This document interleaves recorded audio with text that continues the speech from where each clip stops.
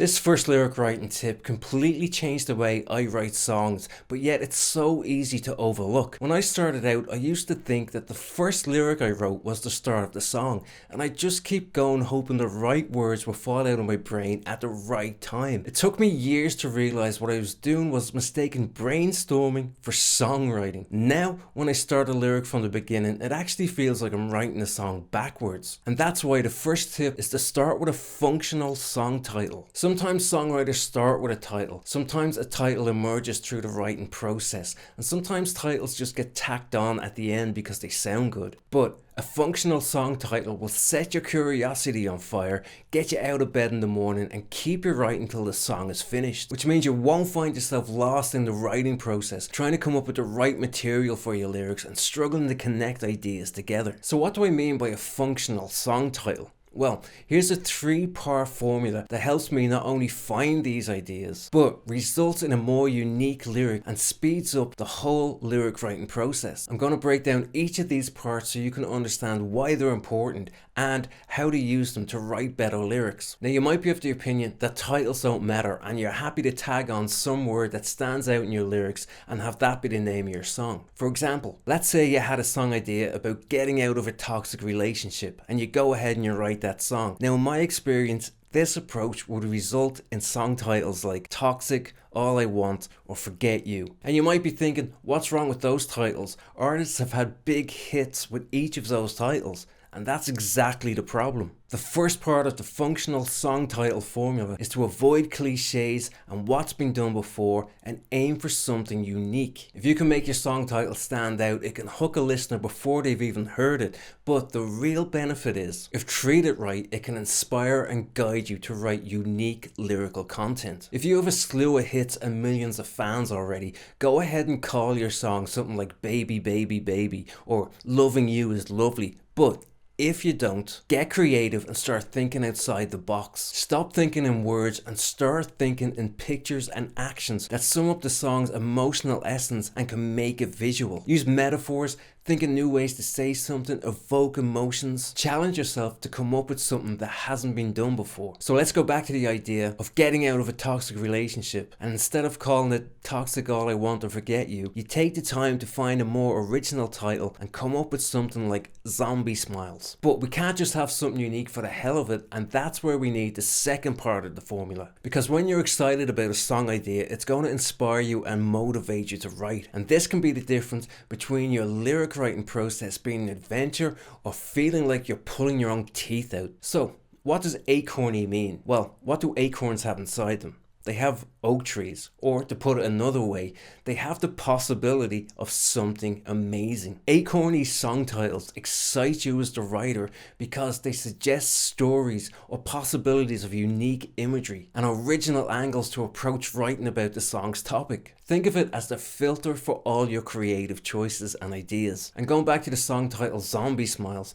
now instead of looking at a blank page and wondering what direction I want to go in or what mood I want to create, it's already suggested by that song title. I can see the possibilities of looking at a toxic relationship through the lens of brain-eating zombies. We're talking about the situation like it's an apocalyptic event, seeing who I thought was my best friend turn into a soulless monster trying to feed on my brains. Now, of course, you're going to need to find something that suits the style and genre of song that you're writing, but this is all about coming up with titles that suggest exciting possibilities. And after you're confident you have a unique and acorny idea, we're ready to move on to the most crucial part of the functional song title formula. For a unique song title to result in unique lyrics, you have to make sure that the title is capable of expressing the song's core idea and, more importantly, the song's core emotion. So you need to take the title for a walk. And going back to Zombie Smiles, we want to make sure that the title is the natural conclusion to the rest of the song's lyrics to make sure it all works together and makes sense as a song. So you start by inserting this phrase before the song title,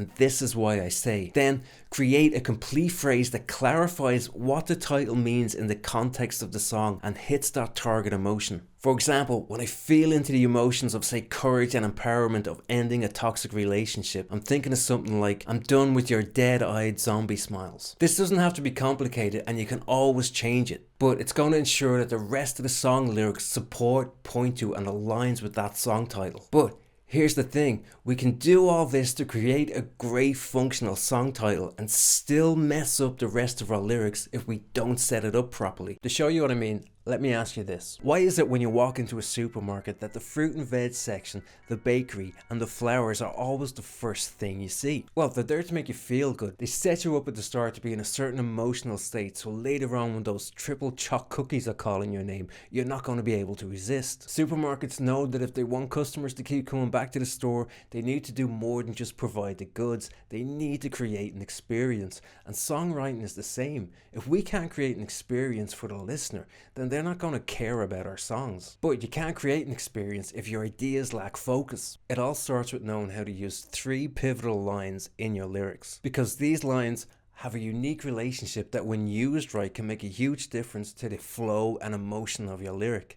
And the best way to explain it is by telling you a joke. So my girlfriend left me and I'm devastated, but at least my wife's happy. So, even with a bad joke, it's pretty obvious what part you should be laughing at. It's the punchline, and that's how most jokes work. It starts with a setup line, and that guides our attention and imagination in a certain direction. And then the punchline plays off that setup to cause an emotional reaction. And the first 2 of these 3 crucial lines actually have the exact same relationship. But if you're going to set up an emotional reaction, you need to know what that emotion is. You need a target. So what does this look like in an actual song lyric? Have a look at this example and see if you can tell me what the target emotion is. I'm up a pad on a string. He says, are you mine? So in the first line, there's a metaphor. It's basically saying, it feels like you're toying with me. I feel like I'm a puppet on a string. So we're starting in a place of confusion and frustration, and that sets up the punchline. And that punchline is what he wants. He wants to know, are you mine? So he's going from confusion to certainty, or at least potential certainty. And that's the first step of the process. So think about what your song's chorus is saying and how you want it to feel. And this shouldn't be too hard, because you just ask yourself, how do I feel when I'm singing this chorus? Or at least how do I want to feel when I'm singing this chorus? And that's your target emotion. Once you have your target emotion, the next step is to create a conflict statement. Conflict implies resolution. So once you have your target emotion, ask yourself, what problem could that be the resolution of? For example, let's say we're writing an 80s power ballad and our song title is something like I've been fooled by love again, and its emotional feel is world weary pain. You know that's a hit song. So to create a conflict statement, ask yourself, what could be an opposing idea to that? Well, maybe it could be something like, I used to think love was a game. So an opening line like that could set up an emotion of like naive confidence that rubs up against that chorus idea of world weary pain. It's a transformation from one state to another, from naive confidence to world weary pain. But after putting all that effort in of defining your setup line and your punchline, you can still end up with lyrics that lack the emotional depth that you're trying to get across. There's one more part that completes this trick, and without it the whole technique can fall apart. Look at this famous 6-word story. For sale, baby shoes, never worn. Now look what happens if we change this bit. Now it becomes for sale, size 8 Nikes, never worn. Now the story's gone from poignant and heartbreaking to a dodgy ad for secondhand shoes. And if you're trying to write a song that means something, that's exactly what you don't want to happen. So once you have your target emotion and your conflict statement, to tie it all together, you need to next create a pivot line. So what's a pivot line and what does it do? Look at our first example again. You have the setup line, I'm a puppet on a string. So you want to use that opening line or couple of lines to set the scene, especially in the first verse. And it often provides context like who, what, when, and where. And we know what punchline is, are you mine? So what's the pivot line that leads us into the chorus? She's not right there beside me. See, he's basically saying, I feel like I'm getting messed around in this relationship because I never get to see you. Therefore, I want to know, are you mine? So you want to use the pivot line to sum up the meaning, the why of the whole section. Why are you saying what you're saying in the verse? And how does that lead into the chorus? These pivot lines act like a bridge that take us from the verse and drop us into the chorus in a particular mindset. It puts the listener's attention where you want it to go in the chorus. But you're still going to need to write the rest of the song sections, right? What if it was as simple as a game? Let me show you what I mean. You've probably played the game Taboo before, right? The game is taboo. Could you be a lamb and explain the rules? So you try to get your teammate to say the word on the top of the card, but you can't say any of the words listed beneath. Thing next to your bed on the nightstand. A sock? Yes. Try and guess the word I'm hinting at. Heaven turns to hell. Burn. Tangled. Sharp. Cut. Switchblade. Tearing me apart. Bleeding. I want to run. Pulling me apart. The word I was hinting at was danger. So we can use this taboo method when it comes to bringing the emotion of our lyrics to life. And what this does is give every part of our lyrics a life of their own, and those parts come together to really capture or express an idea or a feeling. Now, we've all heard imagery and sensory detail will bring our lyrics to life, and it can. But how do we know exactly what kind of imagery is really going to capture that feeling? Well, a really effective approach is to give those feelings a filter. It's kind of like putting a filter on a selfie. And if we do this with our lyrics, it helps us embed the emotion into our words so we don't even have to say it out loud. And the best filters are the ones you don't even realize are there. Like Taboo, we want to get the listener to engage their imagination. We want to drop clues and have them fill in the blanks. Because no matter how good our writing is, it's never going to get under someone's skin as well as their own imagination. And someone who does this really well is Bono.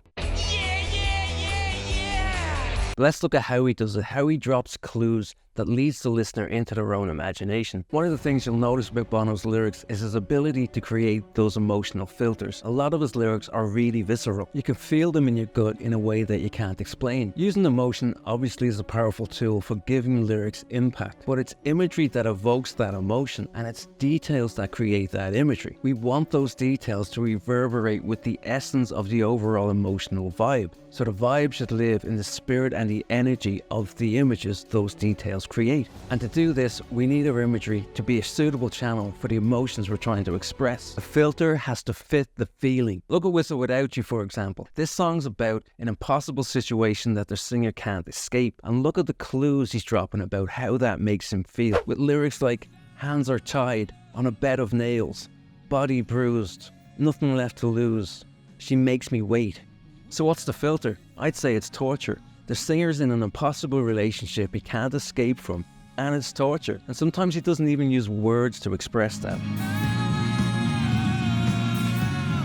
These images give the lyric a life of their own and leave the listener to put that all together. But to do this, we can't be too obvious. See, when you play the game Taboo, you can't say the word you want people to guess, but there's also 5 other words that you're not allowed to say because it'll give the game away. And that's the key to using this technique in a way that doesn't water down any genuine, authentic feeling in our words. So we want to keep some distance from that taboo word. You want to create a word palette of details, phrases, and images that's going to become the filter that colors that emotion. And fill that palette with physical actions, reactions, descriptive verbs, objects, and comparisons related to the key emotion. This way, we can use those images to lead the listener's imagination to the emotional vibe we want them to feel. But here's where it gets tricky, because once we have those images, we need to make sure we're putting them together in a way that's hitting the target. Because if we try to cram too many ideas into a song, we're going to end up only skimming the surface, and that's going to mean our lyrics will lack any real depth.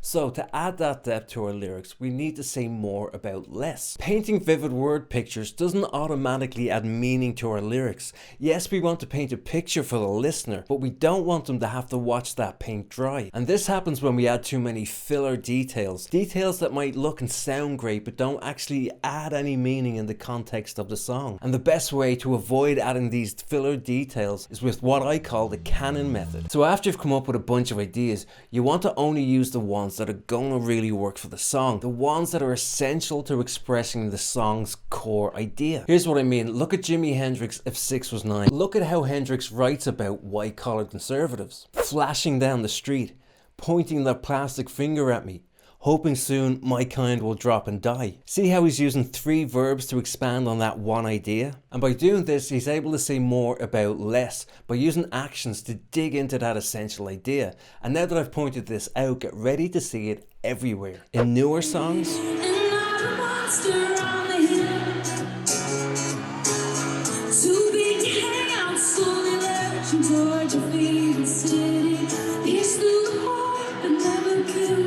and in older songs. I have run, I have grown, I have scaled these city walls. Actions are a great way to express the essence of an idea because nothing reveals how a person's feeling better than their actions. And when we do this, it allows us to dig into those essential ideas. We can write more about less. But we can do this with nearly anything. So the canon method not only lets us paint a picture, but it gets us to think about what kind of picture we're painting and how it's going to express our ideas in a meaningful way. Start by thinking about what you want the listener to know. For example, in Tom Petty's Free Falling, She's a good girl. he takes the canon idea of she's a good girl and he shows us what that means. First, by expanding on her values. Loves your mama, loves Jesus, and America too. And then by expanding on our personal tastes and affections. It's crazy about Elvis, loves horses, and your boyfriend too. And like I said, we don't have to limit ourselves. We can use this method on nearly anything, like questions. Will you make us laugh? Will you make us cry? Will you tell us when to live? Will you tell us when to die?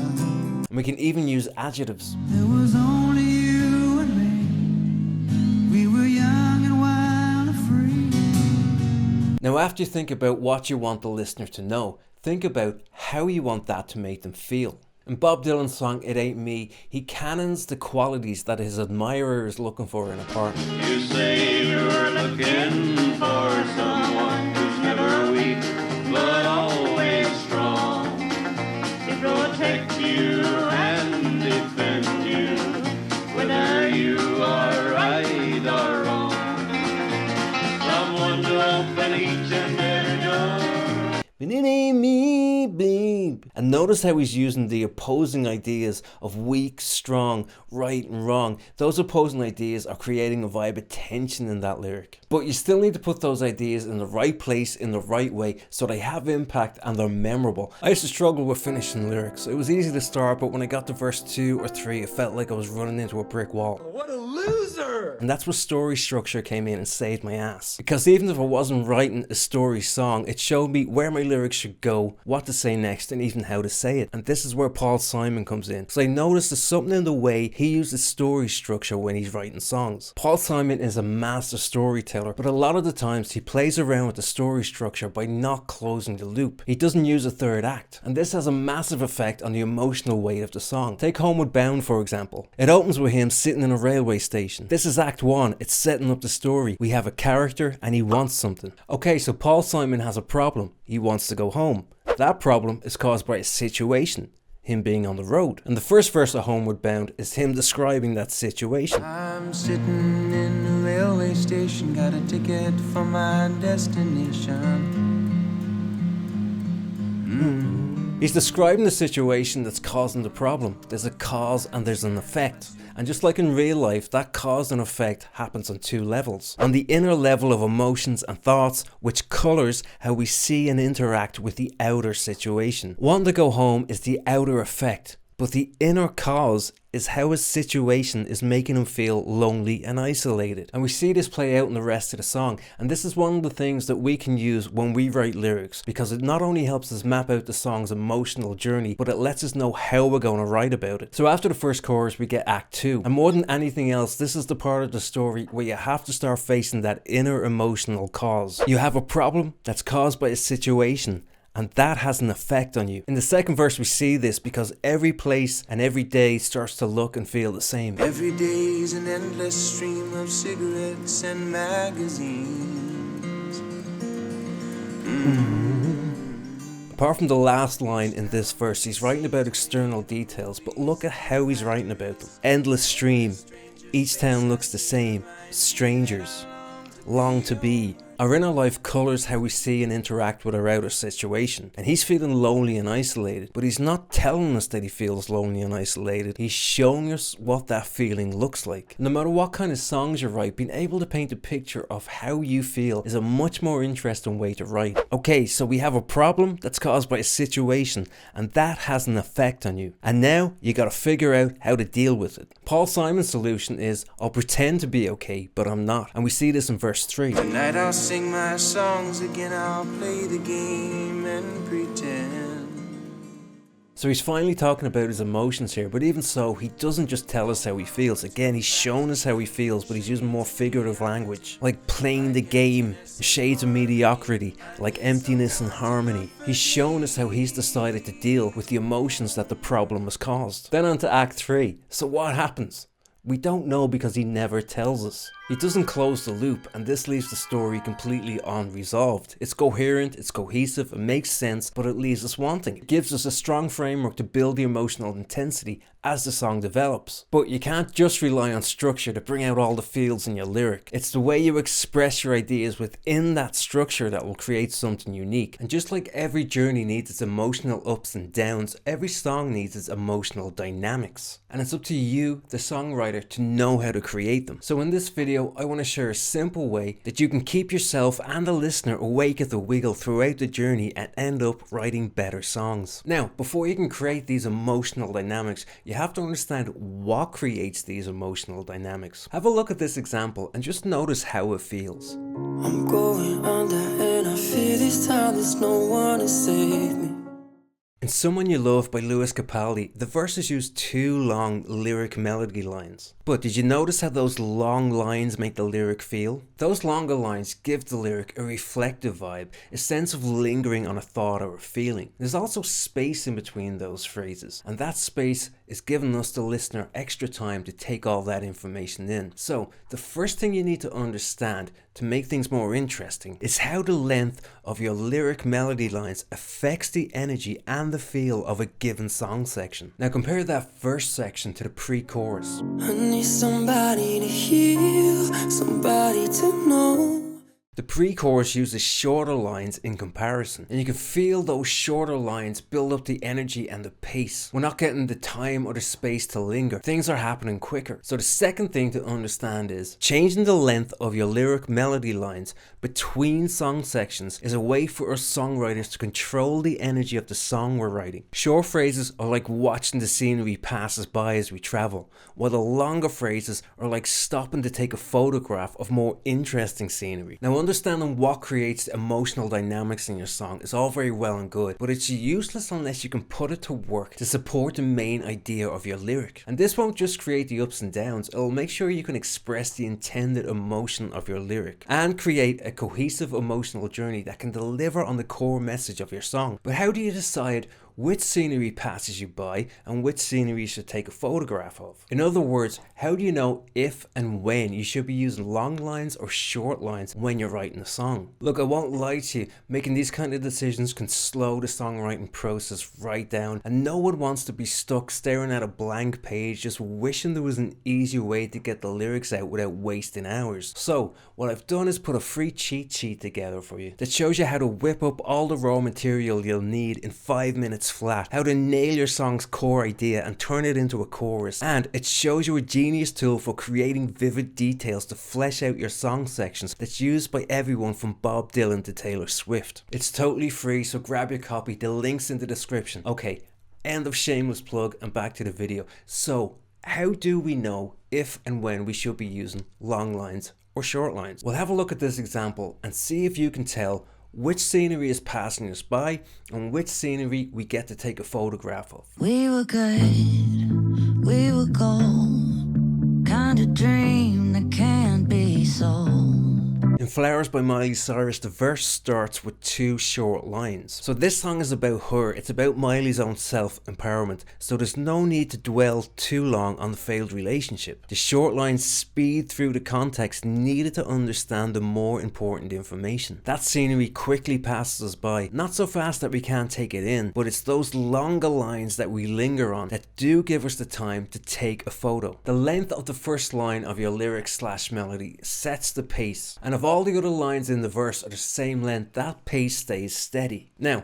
rhythm plays its part in this too, but I want to stay focused on line length for now. So that steady pace is great if the emotion you're trying to express is stable, steady, or balanced. But what's that actually mean? Steady, stable, or balanced? Can you talk about negative emotions in a stable, steady, or balanced way? Look at the first example again. With the use of 2 lines that are the same length, that as a structure is letting us know that what he is saying is a matter of fact. So it's steady in the sense that there's no uncertainty about how he feels. Now compare that to Flowers. She's using an odd number of lines, with the last one slowing down the pace. The speed doesn't stay steady. And that structure is letting us know that the good, the gold that couldn't be sold is not as steady as the words might have us believe. And that's confirmed with the last line of the verse. So deciding on what phrase lengths to use comes down to the emotion you want to get across and how you decide you should talk about it. And when you've made that decision, you can start using contrasting line lengths either between the song sections or within the song sections to control the flow and the energy. You can speed things up, you can slow them down, you can create contrast, and that can be used to emphasize important ideas in your lyrics. Longer phrases give the lyric time to be absorbed. They slow down the energy and the pace of a lyric, especially if they happen after shorter lines. So use longer lines to get important information across, the main ideas that point towards the core message of your song. On the other hand, shorter lines tend to build the energy and the tension, especially when they come after longer lines. So you can use them to speed up the energy and the pace of a lyric, and use them to set up the important ideas that live in those longer lines. Contrast and phrase lengths